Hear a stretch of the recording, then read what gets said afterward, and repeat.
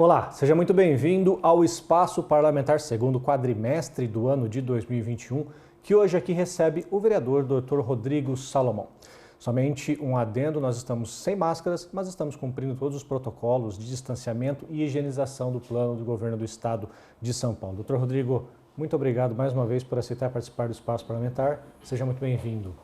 Márcio, muito obrigado pelo convite à TV Câmara. Para mim é sempre um prazer estar participando aqui, agradecendo a oportunidade de a gente mostrar um pouquinho do nosso mandato nesse tão importante meio de comunicação do nosso município.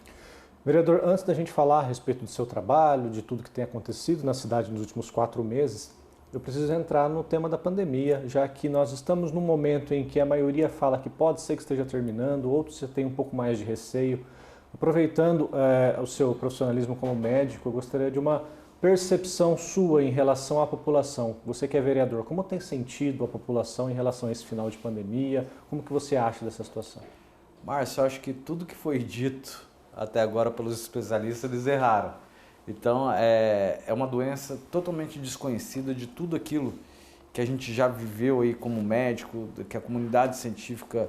Então, eu acho muito precoce a gente cravar que acabou. Eu tenho algo claro na minha cabeça, que é um vírus mutante e a gente só vai ter aí um fim realmente dessa pandemia quando esse vírus ele fazer uma mutação mais branda e que daí ele conviva aí com nós seres humanos sem causar tantos danos. É bem possível que a gente continue tomando essa vacina, a vacina que é muito importante ainda por alguns anos. Então, assim, eu acho que é precoce. Nós estamos no momento entrando num período de calmaria, onde o número de casos caíram de forma acentuada, muito por conta da vacina, mas a gente não sabe aí, de repente surge uma nova variante, existem alguns estudos que março talvez venha uma nova variante aí que não seja aí, coberta pela vacina, então qualquer previsão nesse sentido aí seria uma responsabilidade minha estar fazendo.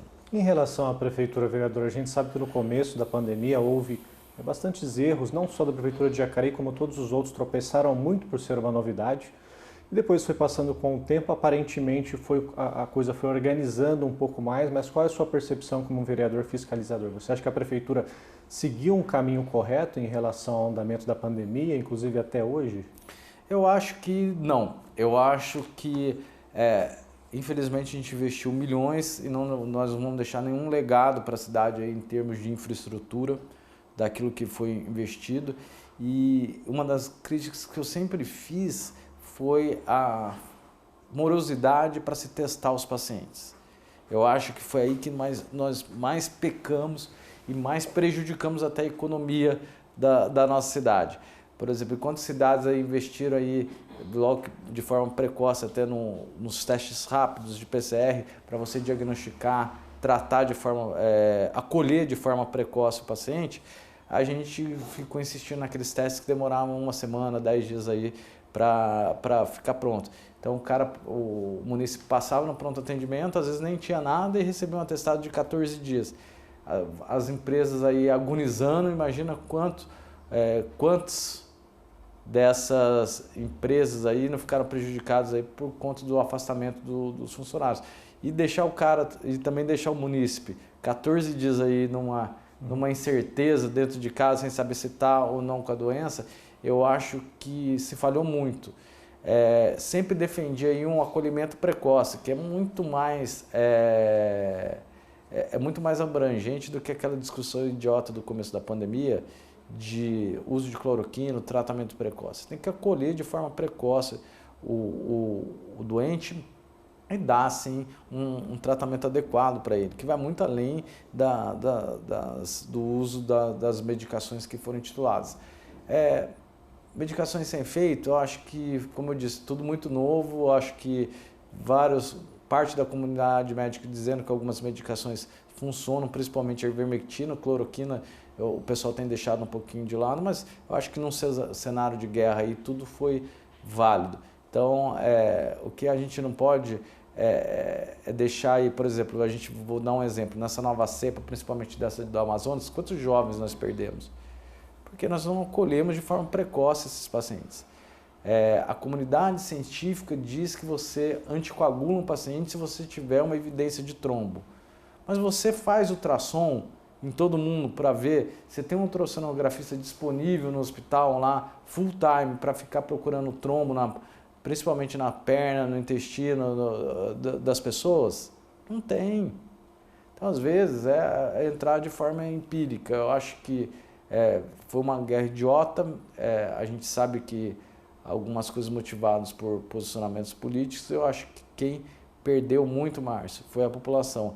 Veja um discurso aí, eu sou meio contrário, vários políticos aí da nossa cidade, nosso estado, viva o SUS. Mas eu sempre falo, será que viva mesmo? Viva o SUS, que teve uma mortalidade dos pacientes graves, entubados, superior a 80%. Isso é o número da nossa cidade, que acompanhou o resto do estado. Então, de cada 10 pacientes que foram entubados com Covid, 8 faleceram. Por que esse número é menor do que 10% nos hospitais particulares de ponta?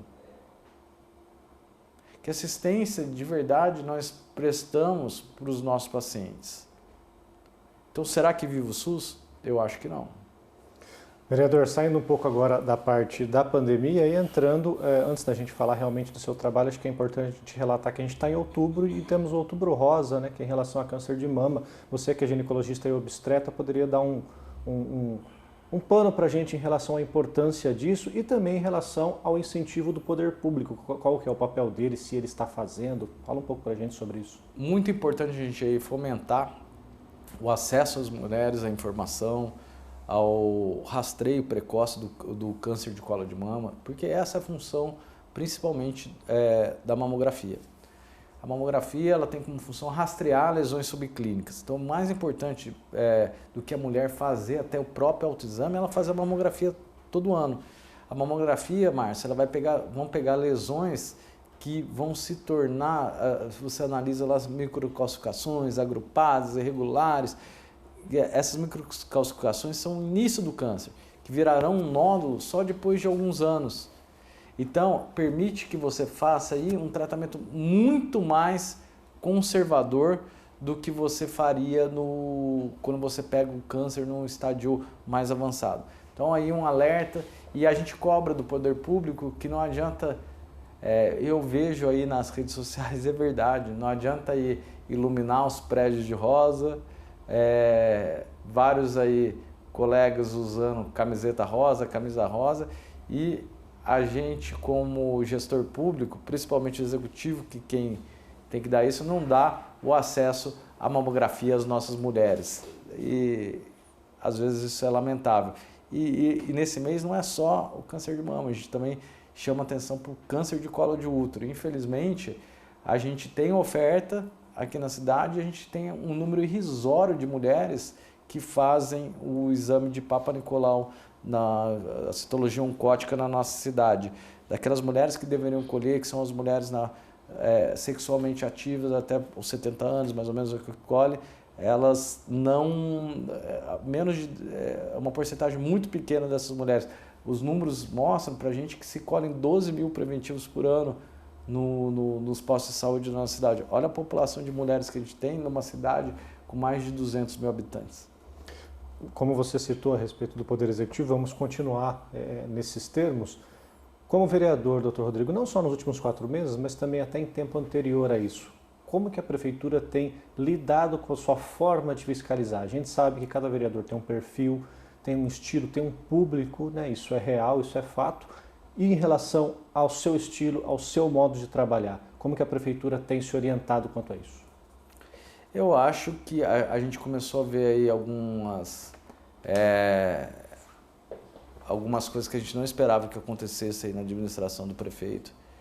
A gente teve um problema no SAI que a gente não sabe ao certo ainda o que aconteceu, e eu acho que o prefeito ele deveria uma explicação para a cidade, até para não gerar dúvida do que ocorreu dentro dessa autarquia da prefeitura. Acho que na saúde, inclusive, a gente tem fiscalizado, tenho recebido denúncia de muitos trabalhadores da área de saúde, principalmente da UPA Dr. Telmo, inclusive algumas denúncias que a gente considerou grave em processo licitatório, mas foi investigado pela corregedoria, não acharam que tinham que não foram deslizes importantes. A gente recebeu agora denúncias graves e eu preferi levar dessa vez, Márcio, direto para a polícia.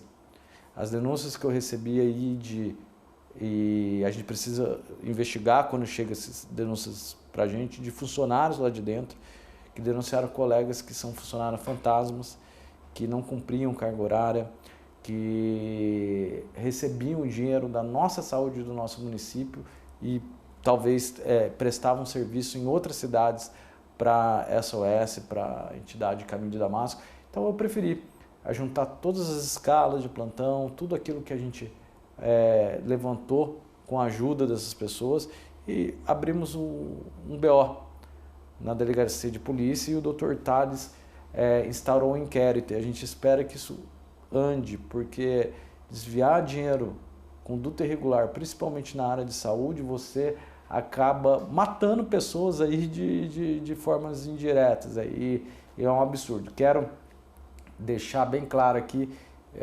tranquilizar esses funcionários que fizeram essas denúncias, que o nome de todos permanecerão no anonimato, mas pode contar com esse vereador, porque nós iremos investigar. Qual UBS que o senhor falou? Desculpa. UPA Dr. Telmo. Na UPA Dr. Telmo. A entidade, a OS Caminho de Damasco, que faz o gerenciamento da UPA. E essa abertura desse boletim de ocorrência foi recente? Só para situar os telespectadores. Foi recente, faz cerca de um mês e pouco. A gente alimentou, levou para a delegacia todas as provas que a gente tinha e o delegado, ao analisar, achou que tinha que instaurar um inquérito policial porque realmente tinha subsídio. Perfeito. Doutor Rodrigo, continuando ainda sobre esse mesmo tema, essa questão fiscalizativa, você fez um pedido de informação recentemente que repercutiu bastante em outros meios também, buscando saber mais das emendas parlamentares de outros deputados, sejam eles estaduais e federais. Primeiramente, eu gostaria que o senhor explicasse o que levou você a fazer esse pedido de informação, né, esse pedido de informação questionando isso, e qual foi a conclusão disso? A prefeitura te respondeu adequadamente? Explica para a gente um pouco dessa situação. Eu acho que o portão, na época o prefeito ficou meio bravo, vou até nos meios de comunicação, quero aqui reiterar a minha admiração pela minha assessoria, que são pessoas competentes, e que isso estaria no portal da transparência. Não está. Se para a gente que lida com isso diretamente não é claro, imagina para o município que é leigo. Então fica aí a lição que o portal da transparência ele tem que ser mais transparente do que ele é. Responderam para a gente várias coisas, reconheceram o erro, que não estava realmente no portal da transparência, mas ainda existem erros na resposta do nosso pedido de informação, que eles ficaram de corrigir para que aí sim a gente possa divulgar um ranking de quem realmente destinou dinheiro, quais foram os deputados que destinaram dinheiro para a população de Jacareí nesses últimos 4 anos de mandato. E o motivo desse pedido de informação, imagino que seja em virtude das eleições que estão próximas. Vem muita gente pedir voto aqui. Posso aqui já adiantar da avaliação preliminar que fez e quero aqui agradecer publicamente ao deputado federal Eduardo Cury, do PSDB, do meu partido. Foi disparado o deputado que mais enviou recurso para a nossa Jacareí. Perfeito. Ainda falando de pedido de informação, vereador, outro dele que também deve repercutir diz em relação a esse possível retorno 100% das aulas em que você pede como está a situação de monitoramento nas creches durante essa questão da pandemia. Explica para a gente de onde que veio esse pedido de informação. Na verdade, veio, Márcio, aí do tete a tete, porque o vereador faz esse papel de estar cara a cara com a população. E quando a gente fez esse pedido, a Secretaria de Educação ainda não tinha divulgado para a gente quais seriam esses protocolos.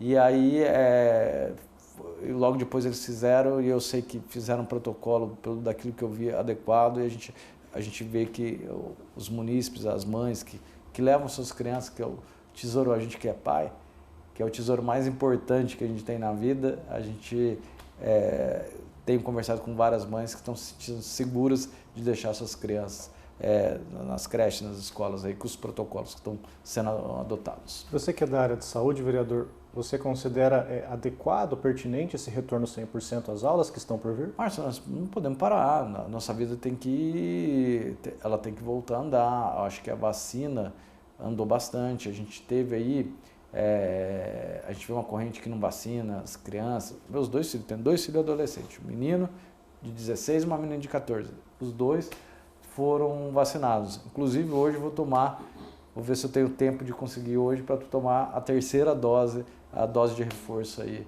da minha vacina.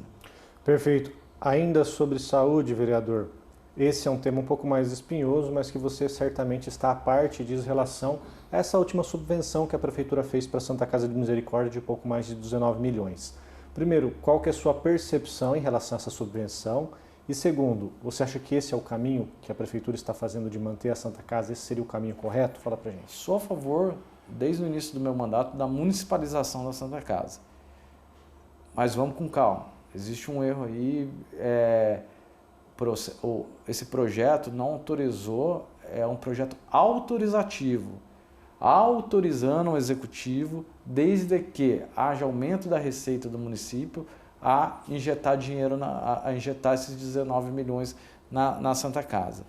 Então, não quer dizer que isso vai acontecer, precisa se concretizar essa expectativa de aumento da arrecadação e que tenha a vontade política de realmente, para que isso não fique só um projeto que foi votado para jogar para a torcida. No caso, a Prefeitura colocou que você poderia haver um aumento em relação ao IPTU, a ITBI, a ISS e outros tem que se impostos. confirmar essa receita para realmente aportar. Se você me falar que acha que precisa, lógico que precisa. É um dos grandes problemas da nossa cidade. Nós temos que municipalizar a Santa Casa. Já falo isso desde o início do nosso primeiro mandato. Quando quiseram devolver para a Irmandade, vim aqui, dei entrevista, falei que não ia adiantar isso, que iam passar para a OS, que não ia adiantar isso. A Santa Casa é o filho que nós adotamos lá em 2003. Nós temos que assumir essa criança. Hoje a dívida chega aí perto dos 100 milhões de reais e esse aporte de 19 milhões aí é para cobrir o buraco a curto prazo. A subvenção, Márcio, é a mesma há 10 anos o valor que é repassado. Então, é por isso que aumenta esse endividamento, fora as cachorradas que fizeram no passado, que nós levantamos aqui na CPI que nós fizemos aqui. Da provisão. Hoje é um problema do município. O município tem que assumir os verdadeiros problemas do município, eles têm que ser combatidos e enfrentados, senão a gente não muda a nossa cidade. Perfeito, doutor Rodrigo. Pedi uma licença para você e uma licença também para você para a gente fazer o primeiro bloco desse espaço parlamentar segundo quadrimestre do ano de 2021, que hoje recebe aqui o vereador doutor Rodrigo Salomão. Não saia daí, fique com a gente.